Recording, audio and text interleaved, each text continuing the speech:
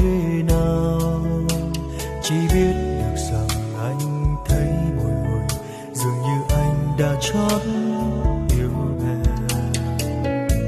Mọi người xung quanh từng nói về em chẳng như anh nghĩ, bỏ ngoài tai thôi. Dù đúng hay sai, anh vẫn yêu em đậm sâu. Chưa một lần anh thấy hối hận vì những gì anh đã chọn. Anh biết rằng trên thế giới này chẳng còn lại một người như em.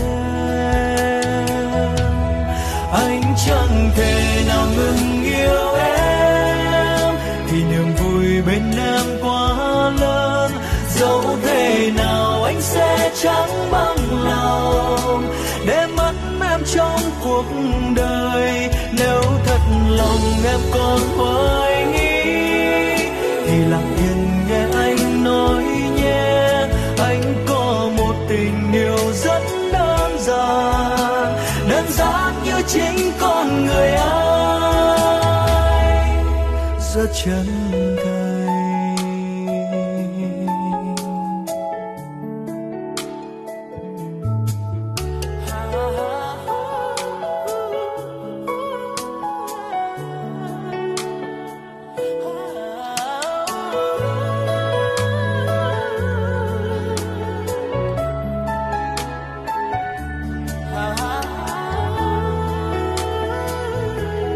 Chưa một lần anh thấy hối hận vì những gì anh đã chọn.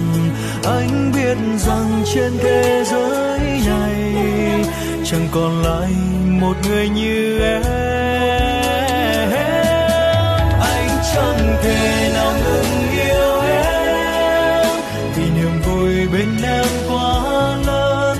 Dẫu thế nào anh sẽ chẳng bằng lòng để mất em trong cuộc đời. Nếu thật lòng em còn hoài nghi thì lặng em nghe anh nói nhé.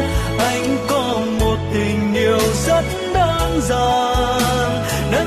như chính con người anh.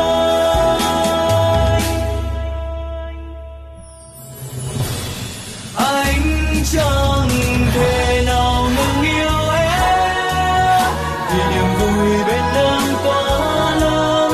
Dẫu thế nào anh sẽ chẳng bằng lòng để mất em trong cuộc đời.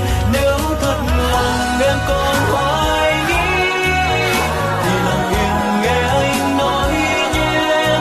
Anh có một tình yêu rất đơn giản như chính con người anh,